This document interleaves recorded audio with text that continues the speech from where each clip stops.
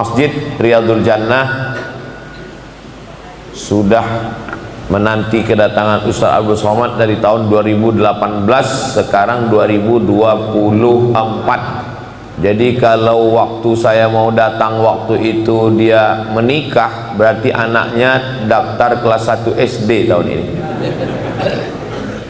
Dan sholat subuh berjamaahnya dari 2016 sudah bertahan 8 tahun tidak putus, hari Ahad subuh berjamaah bersama.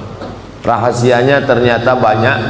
Salah satu rahasianya karena makan sego macan. Terima kasih kepada ibu-ibu, bapak-bapak yang sudah mensupport, yang tidak tampil di hadapan masyarakat, selamat dari penyakit riya dan sum'ah. Allah menjaga hatinya tergolong dalam orang-orang yang ikhlas beramal karena Allah. Amin ya rabbal alamin. Kata Nabi sallallahu alaihi wasallam, "Idza marartum bi riyadil jannah farta'u."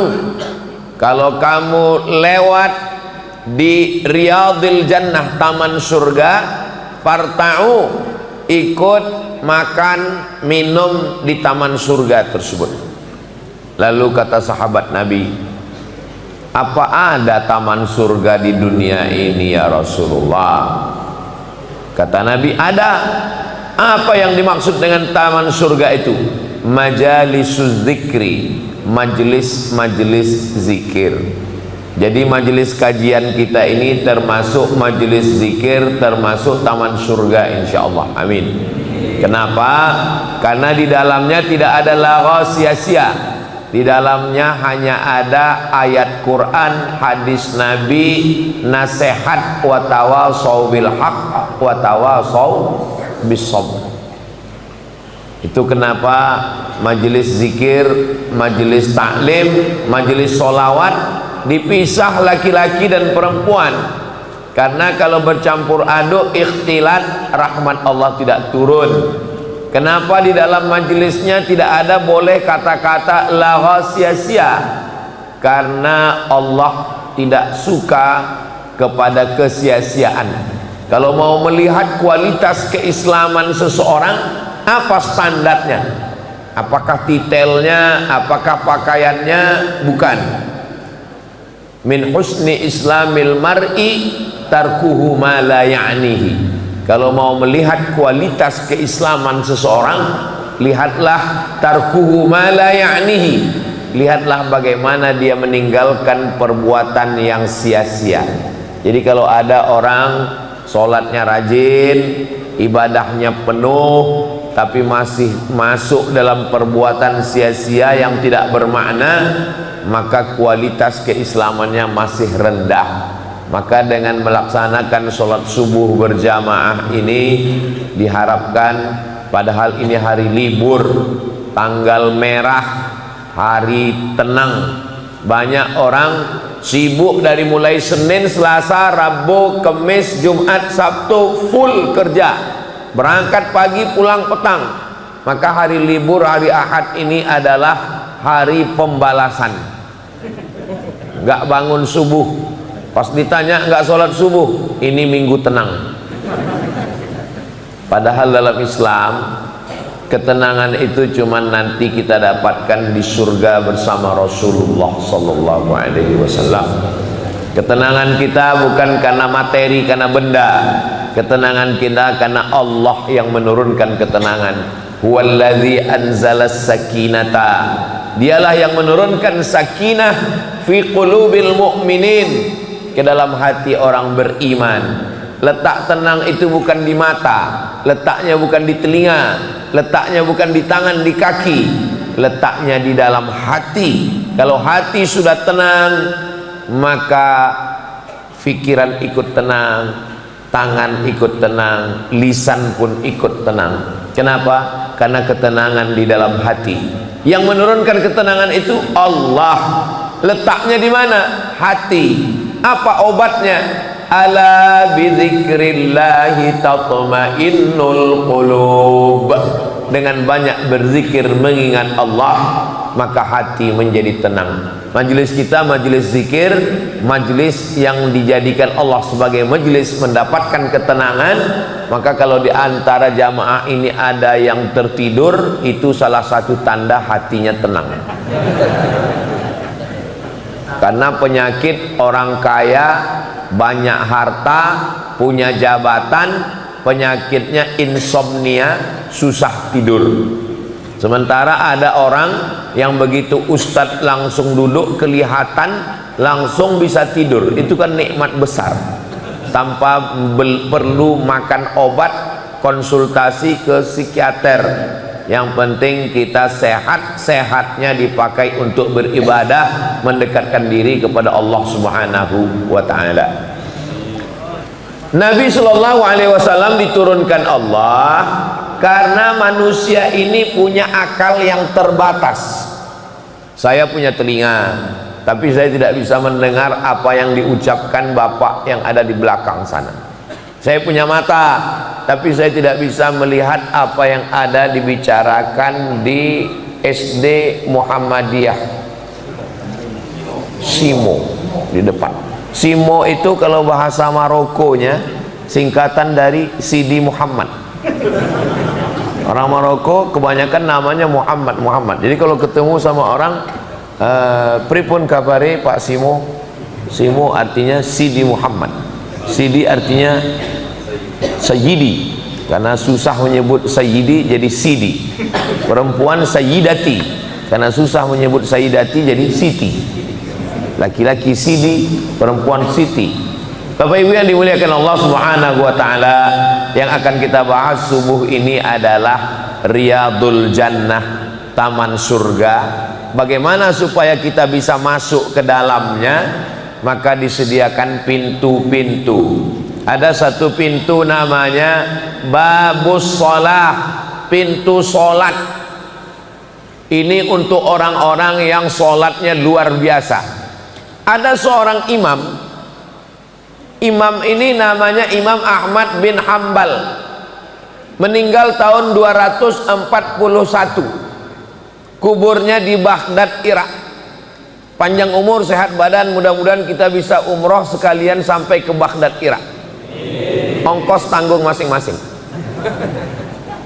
Imam Ahmad bin Hambal ini punya kitab isinya 40.000 hadis. Nama kitabnya Musnad Ahmad bin Hambal, terbesar. Beliau imam mazhab yang keempat. Yang paling tua Hanafi, nomor 2 Imam Maliki, nomor 3 Imam Syafi'i, nomor 4 Imam Hambali. Imam Ahmad bin Hambal punya anak laki-laki namanya Abdullah. Abdullah ini ditanya, Abdullah, ya, bapakmu Imam Ahmad bin Hambal? Iya. Sholatnya satu hari berapa rakaat? Imam Ahmad bin Hambal satu hari sholatnya salasami'ati rakaah, 300 rakaat. Kalau dihitung-hitung, sholat qabliyah, sholat ba'diyah, tahiyatul masjid, sholat isyraq, sholat duha, sholat awabin, sholat tahajud, sholat witir, sholat sunat tasbih, sholat sunat mutlak. Jadi kalau sholat sunat semua sudah dilaksanakan, bingung mau sholat apa? Sholat sunat mutlak. Sekarang banyak yang sholat sunat hajat. Memang biasa sholat sunat hajat ini dilaksanakan di masjid-masjid, itu rutin 5 tahun sekali, hajat pilkada. Imam Ahmad bin Hambal kena fitnah. Waktu itu rezimnya namanya Mu'tazilah, yang mengatakan Al-Quran itu makhluk, sedangkan Ahlussunnah wal Jamaah mengatakan Al-Quran itu kalamullah. Mereka mengatakan Quran makhluk. Imam Ahmad bin Hambal ditanya, dites, kena fitnah, Quran itu makhluk apa kalamullah? Imam Ahmad bin Hambal mengatakan Al-Quran kalamullah. Imam Ahmad bin Hambal ditangkap, dijebloskan ke penjara, dipukul, disiksa. Maka dia tidak sanggup tegak lama berdiri. Sholat sunnatnya 150 rakaat sehari semalam. Sebelum masuk penjara 300, setelah masuk 150. Kita masuk nggak pernah sholat sunat. Gimana mau masuk dari pintu surga? Babus sholah. Alhamdulillah Ustaz Somad, suami saya ini sekarang sudah sholat sejak mendengar kajian Ustadz di YouTube. Sholat apa Bu? Idul Adha. Itu pun karena mau ngambil kupon kurban. Enggak apa-apa sebagai permulaan, tapi ingat, inna awwala ma yuhasabu bihil abdu yaumal qiyamah, yang pertama kali dihisab, dihitung dari seorang hamba itu adalah sholatuhu, sholat. Idza sholahat, kalau sholatnya baik, sholahal amalu kulluh, semua amalnya jadi baik. Wa idza fasadat, kalau sholatnya rusak, fasadal amalu kulluh, semua amal ibadahnya rusak. Menurut mazhab Hambali, yang tadi saya ngomong Imam Ahmad bin Hambal sholat 300 rakaat sehari semalam itu, Imam Hambali berpendapat orang yang nggak sholat kafir. Makanya kalau Bapak Ibu pernah dengar ceramah Ustadz di YouTube, siapa yang nggak sholat otomatis istrinya sudah fasah. Fasah bahasa Arabnya, bahasa kitanya pisah. Pisah itu apa sama dengan tolak Pak Ustadz? Enggak. Kalau tolak itu laki-laki yang mencerai istrinya, namanya tolak. Kalau istrinya yang menggugat, namanya khulu'. Kalau otomatis pisah, namanya fasah. Salah satu sebabnya suaminya murtad, na'udzubillah. Kalau suami tiba-tiba murtad atau istri tiba-tiba murtad, itu otomatis fasah. Menurut mazhab Hambali, kalau suami tidak sholat, itu otomatis fasah. Si istri mesti ditarik oleh bapaknya pulang ke rumah, nggak boleh lagi serumah dengan babi hutan. Ustadz kok kasar begitu? Lebih kasar lagi daripada penghuni neraka jahanam. Maka sholat. Tapi dalam mazhab Syafi'i beda. Mazhab Syafi'i begini, kalau dia nggak sholat ditanya dulu, kenapa kamu nggak sholat? Kalau dia bilang, saya nggak sholat ini ya karena sibuk, karena malas, dia nggak kafir, dia hanya sekedar fasik. Tapi kalau dia mengatakan sholat itu nggak relevan dengan zaman, buang-buang waktu, mubazir, berarti dia ingkar, berarti dia kafir, berarti dia sudah keluar dari agama Islam. Mudah-mudahan kita semua tetap mati dalam keadaan la ilaha illallah Muhammadur Rasulullah sallallahu alaihi wasallam, karena kata Allah, wala tamutunna illa wa antum muslimun, jangan mati kecuali dalam keadaan Islam. Ada nggak yang lebih banyak lagi sholatnya daripada Imam Ahmad bin Hambal? Ada seorang ulama namanya Imam Junaid Al-Baghdadi. Al-Baghdadi berarti orang Baghdad. Al-Makki orang Mekah. Al-Madani orang Madinah. Al-Boyolali, ayo wong Boyolali. Jadi ujung nama itu sudah menunjukkan dia asalnya dari mana. Ada ulama besar namanya Syekh Soleh Darat As-Samarani, Semarang. Saya ziarah makamnya Semarang.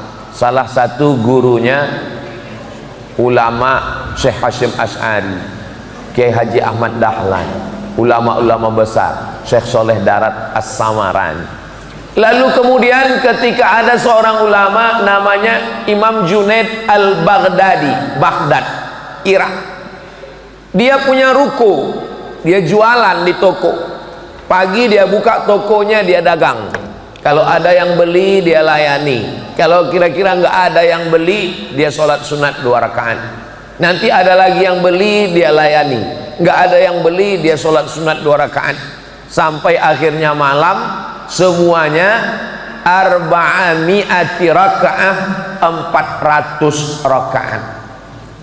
Di mana kami bisa baca ini Ustadz? Dalam kitab Ar-Risalah Al-Qushairiyah Imam Al-Qushairi. Dulu pernah kita khatamkan secara online karena nggak bisa ngaji disebabkan oleh COVID-19.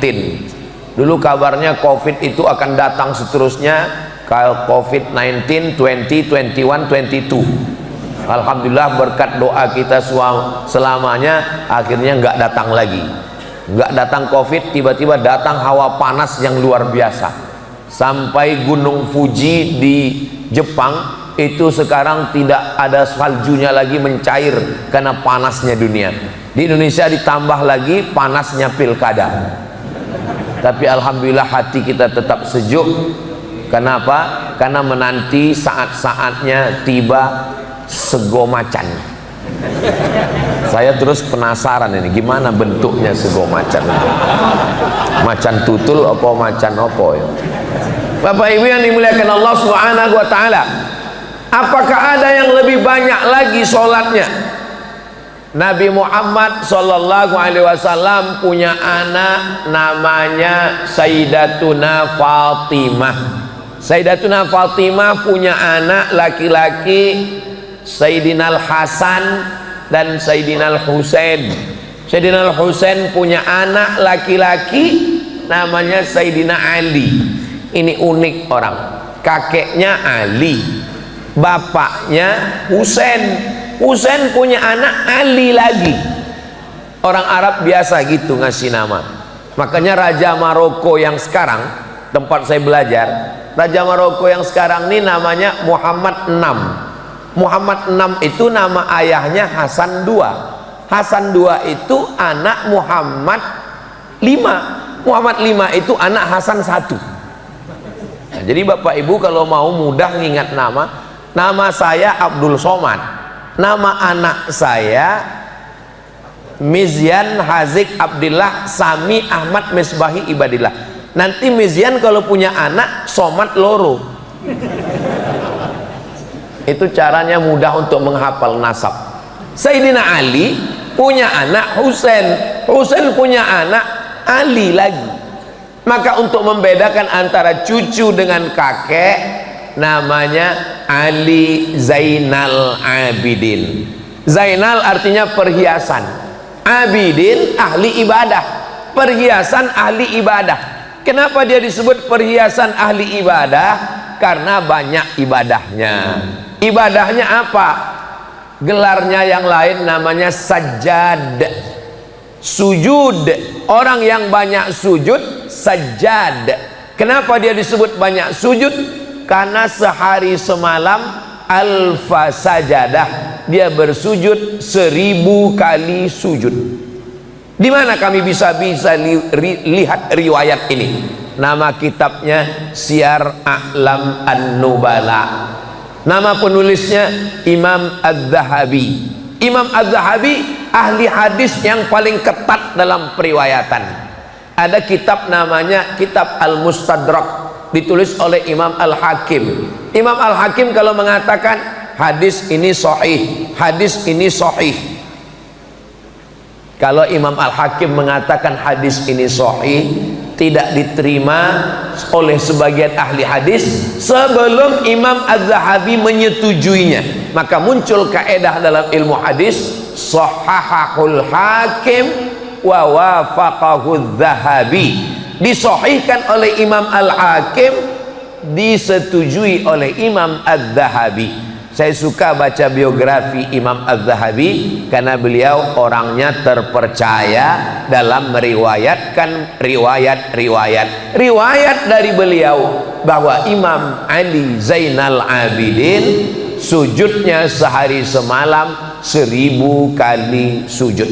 Jadi kalau kita hitung sholat kita, bangun malam sholat sunat wudhu, sholat sunat taubat, sholat sunat tahajud, sholat sunat hajat, sholat sunat witir, tahiyatul masjid, qobliyah subuh, sholat subuh, nanti jam 5 lewat 20 lewat 25 sholat sunat isyraq, sholat sunat duha, qabliyah zuhur, sholat zuhur, ba'diyah, qabliyah asar, sholat asar, qabliyah maghrib, maghrib, ba'diyah maghrib, qabliyah isya, sholat isya, ba'diyah isya. Berapa itu Ustaz? Wakeh. Tapi jangan merasa sholat kita sudah banyak. Apa tujuan Ustaz Somad cerita Imam Ahmad bin Ambal, Imam Junaid Al-Baghdadi, Ali Zainal Abidin? Tujuan saya supaya jangan merasa sholat kita sudah banyak. Itu tujuannya. Karena sekarang banyak orang membandingkan sholatnya itu ke bawah. Kalau membandingkan sholat itu ke atas, jangan ke bawah. Kamu kok sholatnya cuman maghrib? Ya masih syukur saya sholat, teman saya nggak sholat lagi. Itu salah. Kalau ngelihat masalah akhirat, lihat ke atas. Tapi kalau masalah dunia, lihat ke bawah. Itu untuk menenangkan hati kita.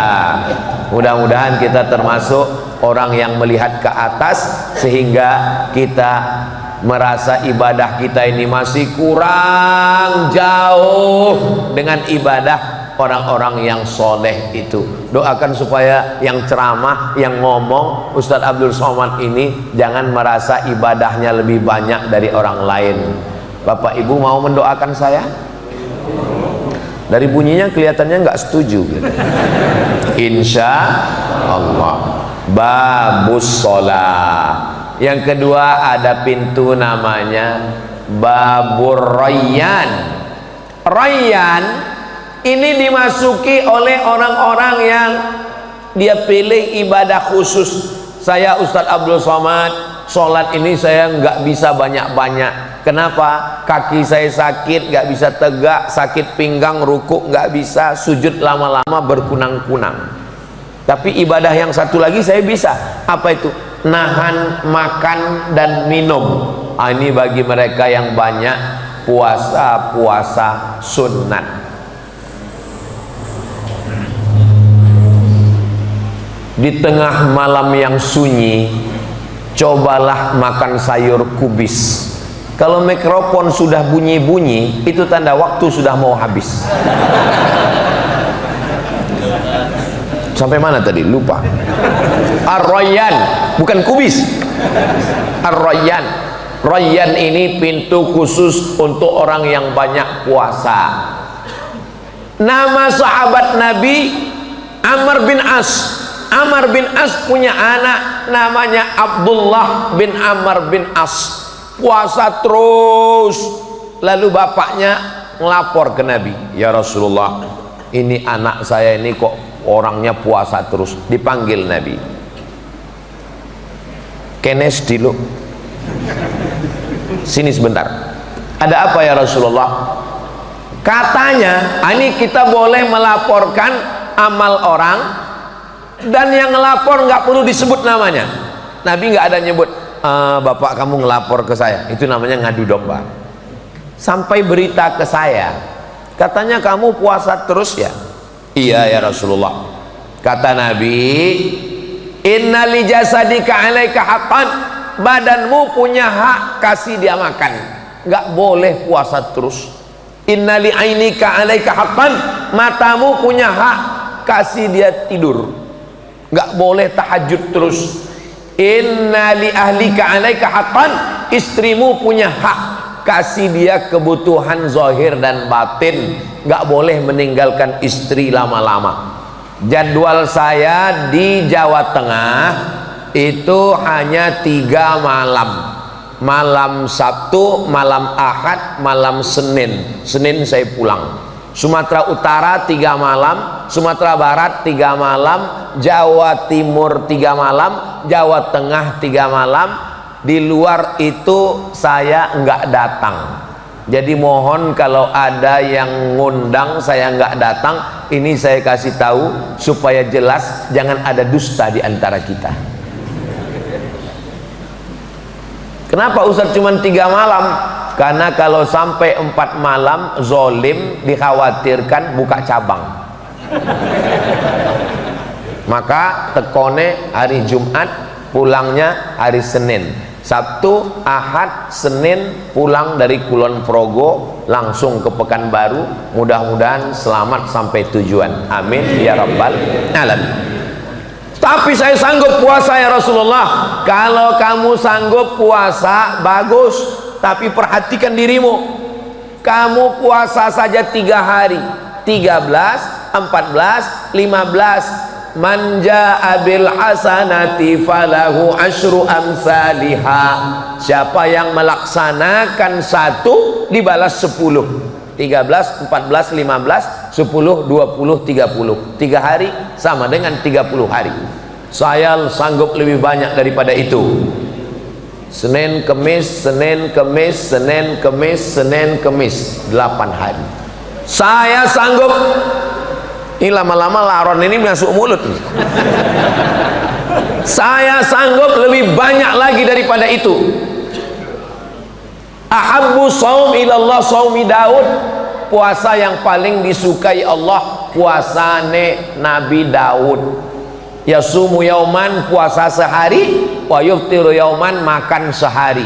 1, 3, 5, 7, 9, 11, 13, 15, 17, 19, 21, 23, 25, 27, 29, 15 hari puasa Daud. Ini banyak yang salah ngomong, Ustadz Somad, apa hukumnya suami saya sholat Daud? Gimana Bu, sehari sholat sehari enggak? Enggak ada itu. Ini pasti salah dengar ini. Yang namanya puasa Nabi Daud, sehari puasa, sehari makan. Ini yang paling afdal. Sebanyak-banyaknya 15 hari dalam sebulan. Adapun puasa sepanjang hari, sepanjang tahun, itu namanya puasa dahar. Puasa dahar. Dahar sepanjang hari. Tapi bahasa Jawa dahar malah ya makan. Dahar. Sampean puasa dahar. Loh kok makan? Dahar maksudnya puasa sepanjang hari. Ini ikhtilaf antar ulama. Ulama yang membolehkan puasa dahar sepanjang hari setiap tahun itu berdasarkan amalan sahabat Nabi. Yang laki-laki namanya Abdullah bin Umar, anak Umar bin Khattab. Yang perempuan namanya Sayyidatuna Aisyah, anak Abu Bakar Siddiq. Setelah Nabi meninggal, Aisyah itu puasa dahar sepanjang tahun. Jadi kalau di antara bapak ibu yang mau puasa sepanjang tahun, misalnya suaminya udah meninggal, dia tidak masakkan siapapun, pekerjaannya tidak berat, maka dia boleh puasa dahar. Tapi bapak nggak boleh puasa dahar. Karena kalau bapak puasa sepanjang tahun, yang nyari nafkah, ngasih makan anak istri sekolah, pak, anak kita mau bayar uang sekolah, saya puasa dahar.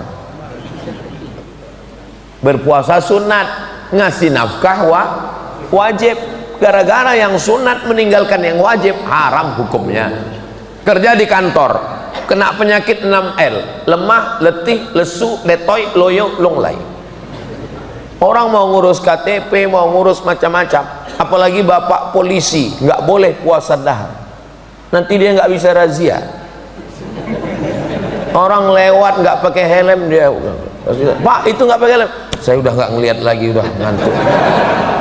Nggak boleh, karena dia memegang amanah dari negara. Dia puasanya Ramadan. Kenapa? Karena ini wajib. Adapun puasa sunat, memegang amanah, menjaga keamanan, keselamatan, wajib hukumnya. Sedangkan sholat sunat, maka puasa sunat nggak boleh meninggalkan yang sunat gara-gara yang wajib.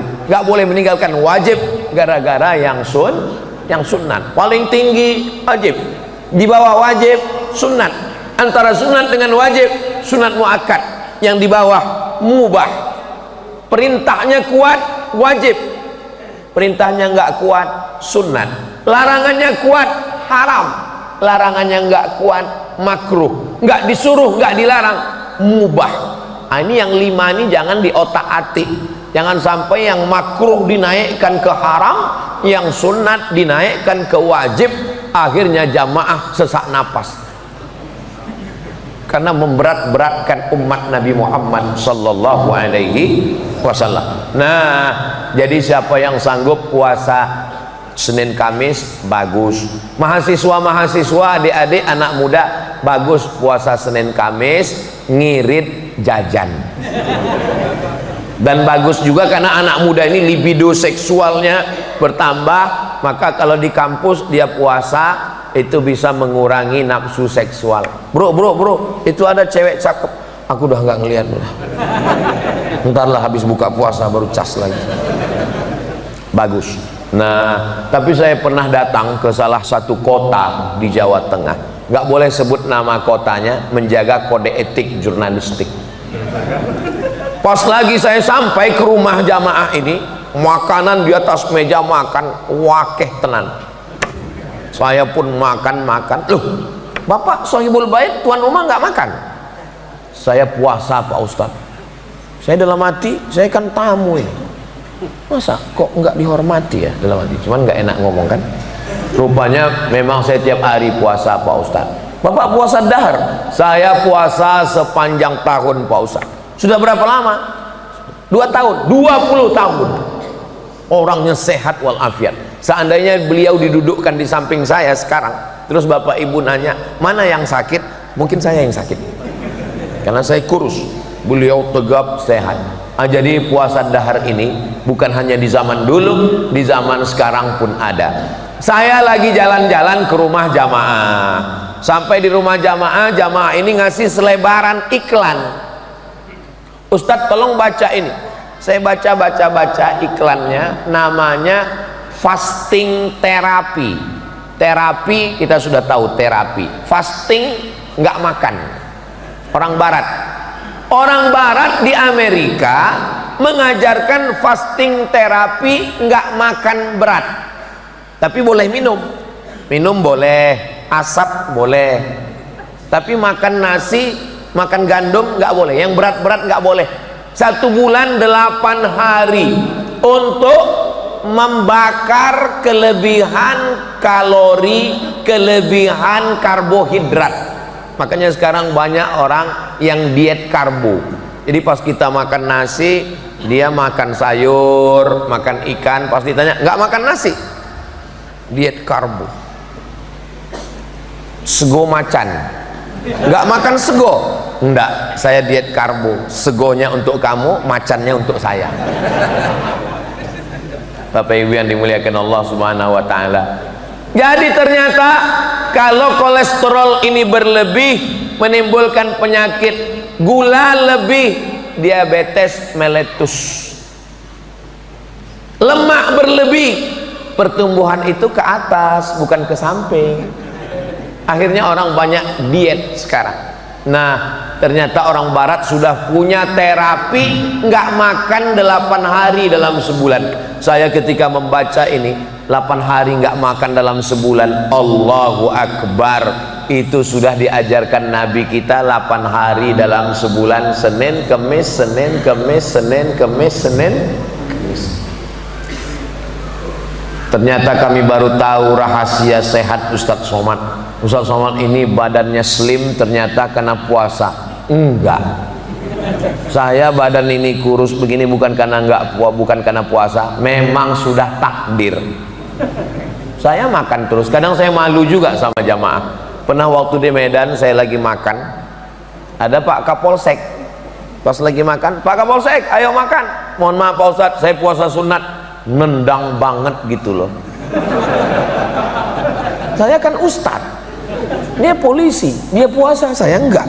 Untungnya saya ada alasan. Ustadz kok enggak puasa? Musafir. Alhamdulillah, saya tertolong karena musafir. Bapak Ibu yang dimuliakan Allah Subhanahu wa taala. Jadi yang mau melebu nang surga dari pintu Babur Royan, ini kalau dilihat dari mata-matanya ini banyak yang masuk surga dari Babur Royan. Nggak tahu ya apa karena belum datang sarapan. Jadi pintu surga ini banyak. Kenapa kita mesti bingung? Saya masuk dari Babus Sholah, bagus. Saya masuk dari Babur Royan, bagus. Pintu yang ketiga namanya babus sodakoh. Ini untuk orang-orang yang sodakohnya luar biasa. Ketika Abu Bakar Siddiq hijrah bersama Nabi Muhammad sallallahu alaihi wasallam, Abu Bakar itu nama ayahnya Abu Quhafah. Abu Quhafah ini enggak Islam. Lalu dia nanya ke cucunya namanya Asma. Asma, ya kakek, Abu Bakar mana? Abu Bakar sudah pergi bersama Nabi Muhammad sallallahu alaihi wasallam. Oh, pasti emas Abu Bakar habis dibawa oleh Muhammad karena dia benci. Lalu kemudian Asma datang ngambil kain. Asma datang ngambil kain. Jangan khawatir, saya pakai celana panjang. Asma memasukkan batu ke dalam kain, lalu ngasih tahu ke kakeknya Abu Quhafah, "Kek, coba pegang." Lalu Abu Quhafah megang. Oh, masih ada emasnya. Padahal emasnya sudah dibawa semua hijrah. Yang ada di dalam kain itu batu untuk mengelabui. Kok Abu Quhafah buta? Dia nggak tahu. Dia pegang. Oh, Cik Ono, masih ada emas. Padahal batunya, batu yang di dalam kain, semua emas itu sudah dipakai hijrah bersama Nabi Muhammad sallallahu alaihi wasallam. Begitulah sahabat Nabi dulu bersodakoh. Utsman bin Affan tidak ikut perang Badar. Kenapa? Istrinya Ummu Kulsum, anak Nabi, sakit, tapi dia tetap dapat pahala jihad perang Badar. Kenapa? Karena dia membelikan tombak, baju besi, kuda, pedang dan peralatan perang. Maka kata Nabi, "Man jahaza ghazian faqad ghaza." Siapa yang menyiapkan alat-alat perang, maka dia sudah ikut berperang bersama Rasulullah sallallahu alaihi wasallam. Jadi babus sodakoh itu ada tulisan sedulur sakjatine, saudara sejati, betul? Bukan saudara sesama pemilik kebun jati. Di bawah ada tulisan pembangunan pondok pesantren Riyadul Jannah tahap kedua. Bersedekahlah, pembebasan tanah, asrama dan kelas. Ingat, malaikat maut sudah dekat. Siapa yang jamin besok pagi masih hidup? Enggak ada. Siapa yang jamin hari Rabu tanggal 27 yang daftar KPU itu hidup semua? Enggak ada yang jamin. Maka yang paling pasti dalam hidup ini adalah mati. Calon kepala daerah belum tentu jadi. Calon orang kaya belum tentu kaya. Tapi calon mati pasti. Bagus bagi yang ada usaha sablon baju kaos, mati pasti. Kirim ke nomor rekening Riyadul Jannah.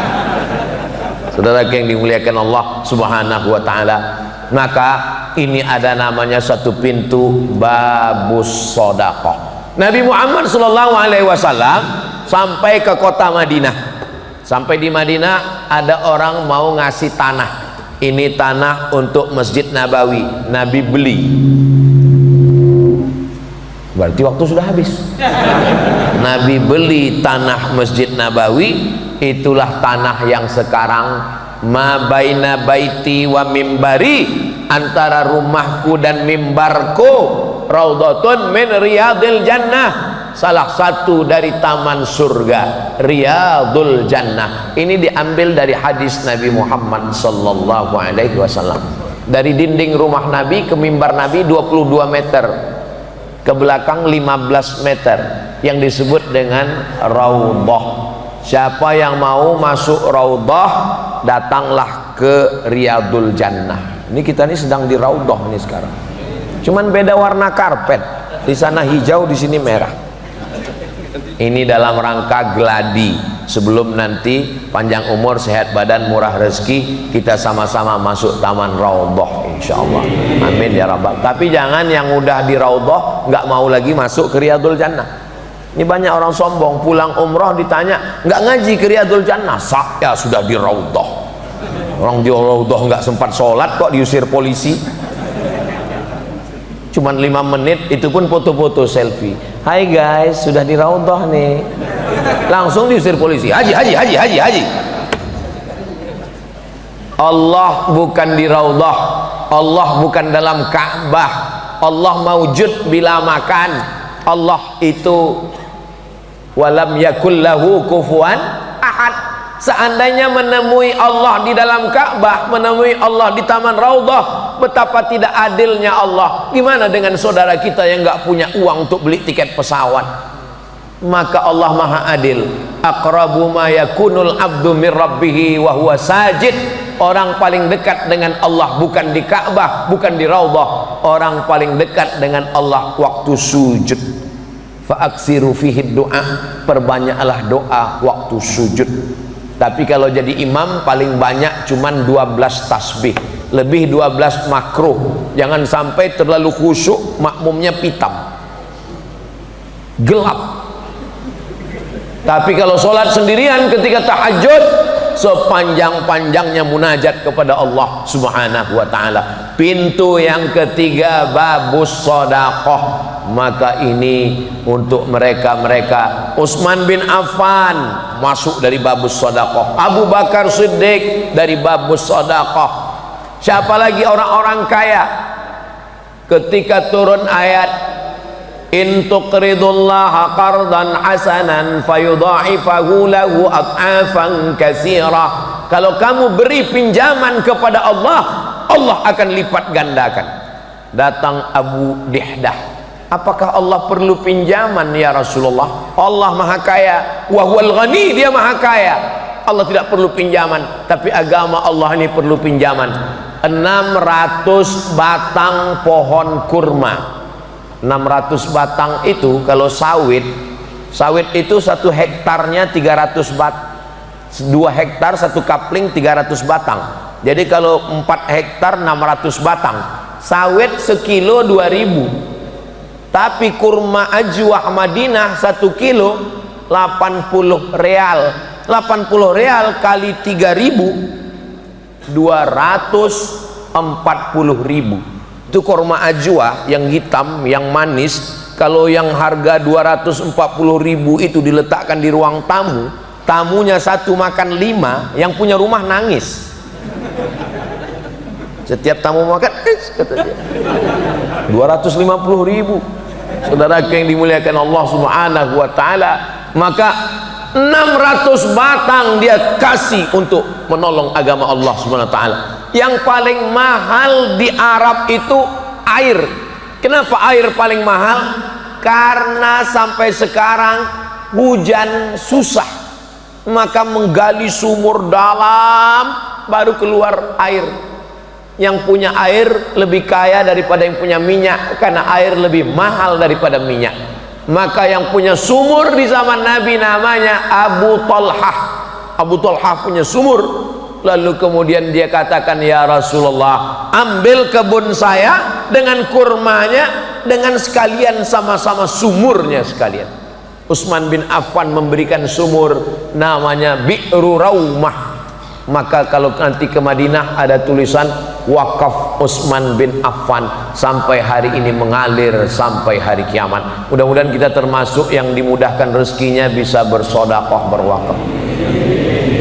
Tadi kita masuk ke Masjid Riyadul Jannah, sholat sunat tahiyatul masjid, sholat sunat qabliyah subuh, sholat subuh, ngaji tausiah, sholat sunat isyraq. Pahalanya ngalir ke yang mewakafkan tanah ini, yang bangun masjid ini, yang wakafkan lampu cantik ini, yang mewakafkan ini masjid luar biasa, jendela dan pintunya banyak sekali. Ini masjid nggak perlu AC karena dia sudah punya AC. AC itu angin cepat. Saya suka masjid yang terbuka begini sehingga sirkulasi udaranya lapang, walaupun kelihatannya ini amat sangat padat, karena kapasitas masjid ini 350 orang, sekarang diisi 3.500. Ini sekarang kita sedang rebut-rebutan oksigen ini sekarang. Saudaraku yang dimuliakan Allah Subhanahu wa taala, doakan supaya Ustadz Abdul Somad bisa bangun masjid sebelum mati, supaya bisa dapat amal jariah sementara hari kiamat, di alam barzakh, alam kubur, dan ketika kita nanti masuk surga, salamun qaulam mir rabbir rahim, selamat kamu masuk dari babus sodakoh. Tapi bukan berarti kalau sudah sodakoh bangun masjid nggak sholat lagi. Nah, ini nggak benar juga. Kamu kok nggak sholat? Saya sudah dapat pintu surga babus sodakoh, jadi nggak perlu sholat lagi. Sholatnya tetap, puasanya tetap, cuman penekanannya pada sodakohnya lebih. Saya selama keliling dari Sabang sampai Papua itu ketemu dengan makhluk-makhluk unik yang luar biasa. Saya pernah ketemu bapak-bapak sudah tua, umur 80 lebih. Ustadz Abdul Somad, doakan umur saya panjang. Iya Pak Haji. Apa cita-cita bapak? Cita-cita saya bangun masjid. Berapa Pak? 99 masjid. Masya Allah. Ada satu lagi ketemu umurnya 85, masih hidup. Apa rahasia bapak umur panjang? Saya doa sama Allah gini Pak Ustadz, ya Allah, matikan saya kalau masjid ini selesai. Terus masjidnya nggak saya selesaikan. Sampai sekarang nggak selesai Pak Ustadz. Gimana bapak bangun masjid nggak selesai? Saya bangun satu, begitu udah mau selesai saya bangun satu lagi, begitu udah mau selesai saya bangun satu lagi, dan nggak pernah selesai. Setiap saya doa, ya Allah matikan saya kalau ini selesai. Jadi memang manusia ini kepalanya sama hitam, isi kepalanya macam-macam. Ada yang hartanya mau habis. Ada satu lagi ketemu, dia hobinya bangun pondok. Bangun pondok, ketipu, pondoknya hilang. Bangun pondok, bapak sudah bangun berapa pondok? Saya bangun pondok Pak Ustadz, yang ini diambil si Anu, yang ini diambil si Anu. Terus bapak bangun lagi, sampai sekarang saya bangun terus Pak Ustadz. Kenapa bapak nggak berhenti?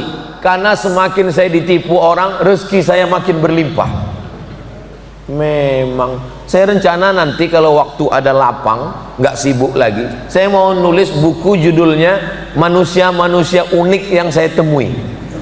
Selama saya keliling ini banyak manusia-manusia aneh yang saya jumpai, dan unik-uniknya itu untuk kebaikan. Ada satu lagi dokter, dia bayar zakatnya 5%. Saya bilang ini salah cara ngitung zakat.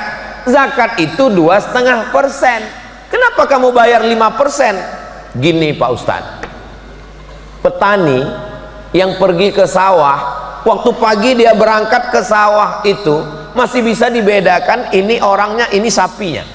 Pas sore pulang kena lumpur, sama bentuknya. Kata dia ya, bukan saya yang ngomong. Tapi pas bayar zakatnya berapa Pak Ustadz? Saya bilang kalau pakai tada hujan 10%. Nah, kalau pakai irigasi 5%. Masa petani yang panas-panasan 5%, saya kok 2,5%? Saya tinggal pakai AC, pakai mobil, masa saya 2,5%? Saya malu sama Allah Pak Ustadz. Ya terserahlah Pak, saya bilang.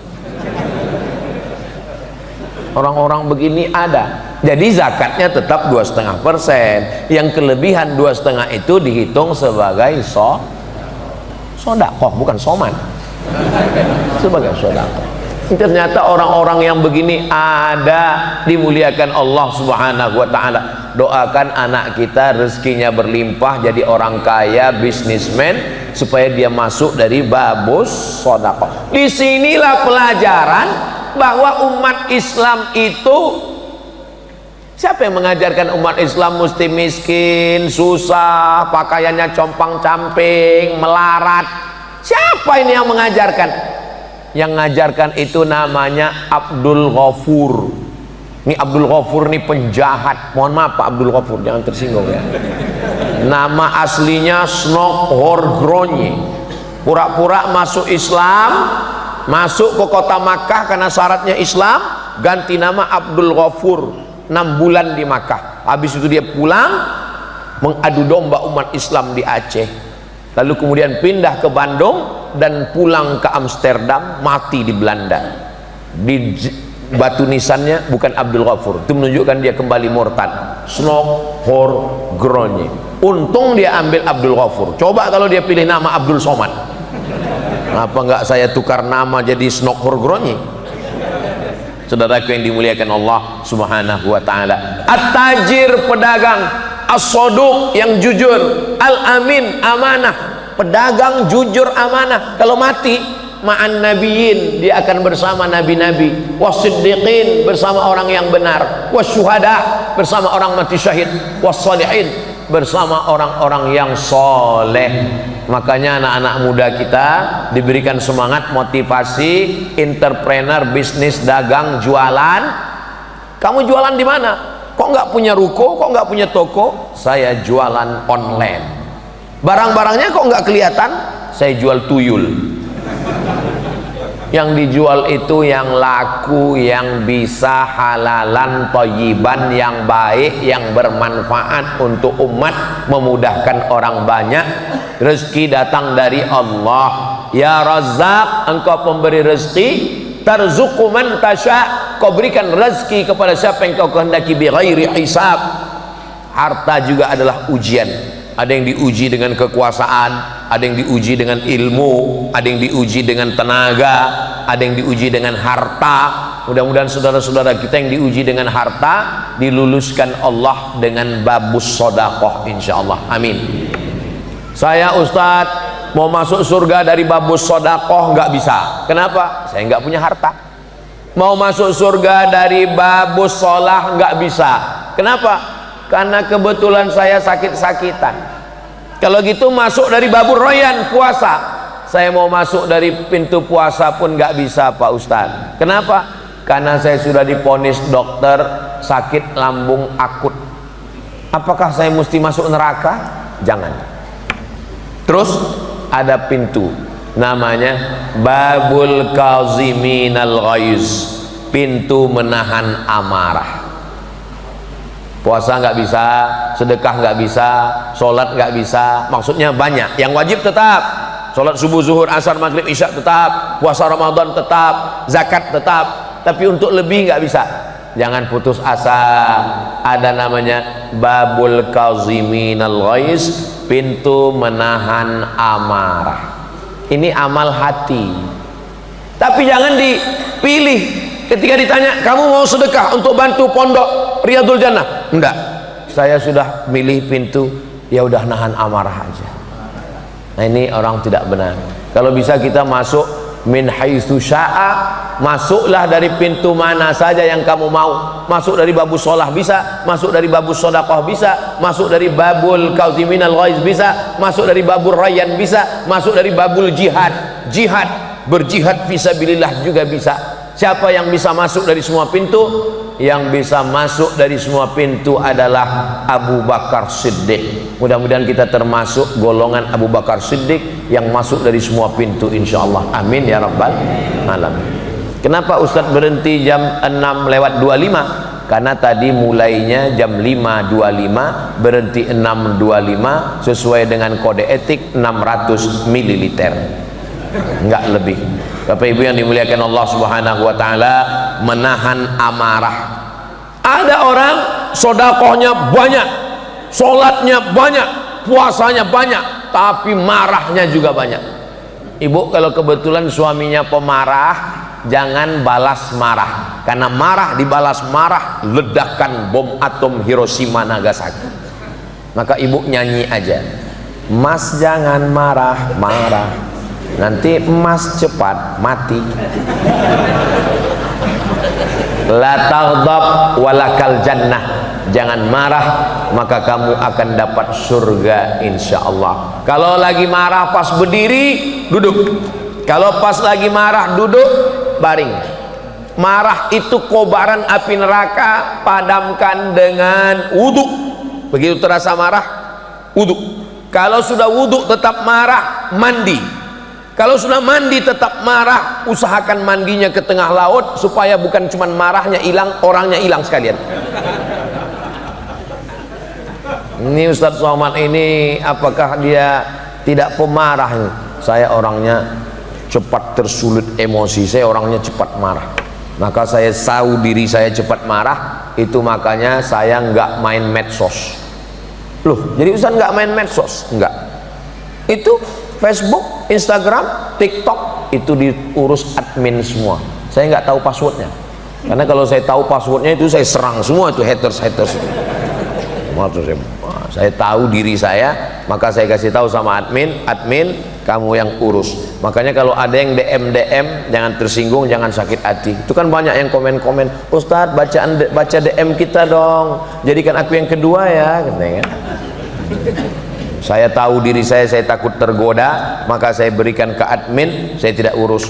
Maka kita yang tahu emosi, halaka mru'un lam ya'rif qadrahu, celaka orang yang tidak tahu siapa dirinya. Kenali diri baik-baik, saya ini orangnya pemarah, jangan pancing kemarahan. Maka kita jaga emosi diri kita dengan banyak-banyak berzikir, istighfar, sholawat. Subhanallah walhamdulillah wa la ilaha illallah wallahu akbar wa la haula wa la quwwata illa billahil aliyyil azim.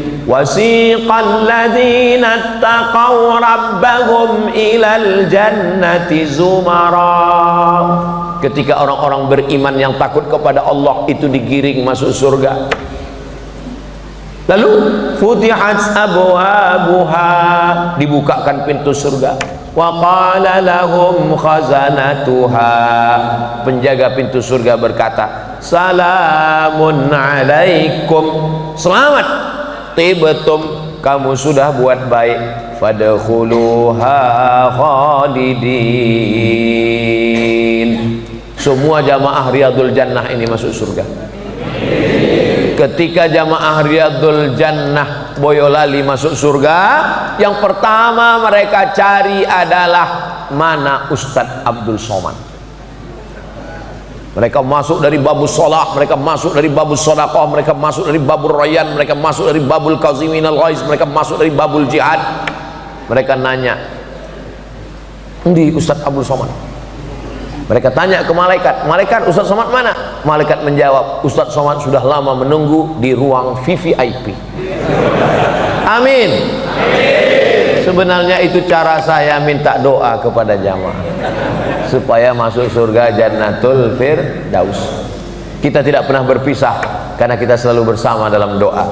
Kalau ada saudara kita yang meninggal duluan, sebenarnya itu hanyalah penantian, dia sudah menunggu di pintu surga, dan kita akan bersama nanti di dalam surga yang tidak ada tipu, tidak ada bohong, tidak ada nifak, tidak ada dengki, tidak ada hasad, kehidupan yang kekal abadi.